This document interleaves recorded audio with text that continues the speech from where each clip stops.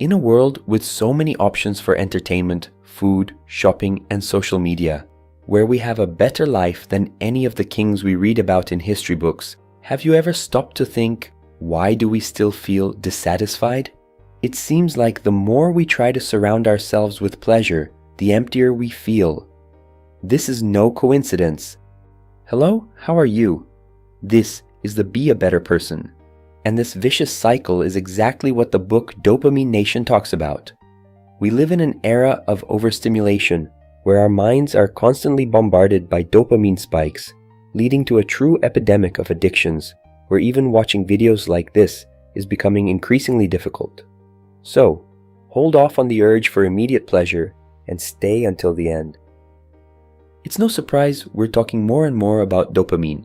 Every time you reach for that extra dessert, scroll through another video on social media, or play another level of a video game, you're increasing the dopamine levels in your brain. But what's the problem with that?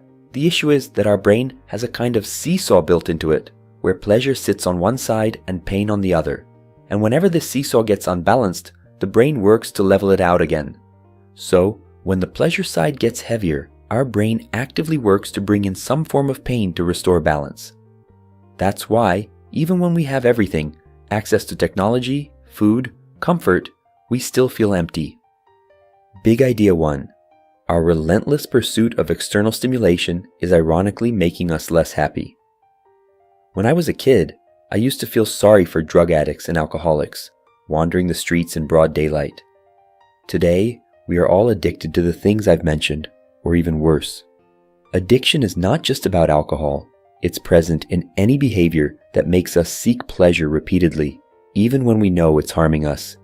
Even seemingly harmless behaviors, like binge-watching shows or checking your phone while watching this video, can have a devastating effect on our lives. Big idea 2.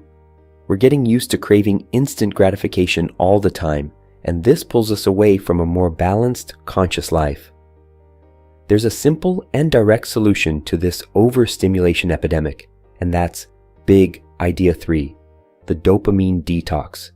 And yes, everything you've heard about this term online comes from people who've read this book. And no, you won't detox from dopamine itself. It's essential for life. What you'll do is reduce the behaviors that drive you to seek constant pleasure spikes. Some people take a break from social media. Others reduce the frequency of gaming, and some even adjust their eating habits to cut down on sugar and junk food. The idea is simple. By stopping the things that give you immediate pleasure, you allow your brain to regain balance and learn to enjoy more subtle and lasting pleasures. Simple things like reading a book, spending time with friends, or walking in the park start to bring satisfaction again because your brain is no longer in a constant state of alert chasing dopamine spikes. Additionally, what we all need to do is something that philosophers have been telling us for over 2,000 years. Do you remember the pleasure-pain seesaw? By constantly seeking pleasure, we throw our internal seesaw out of balance.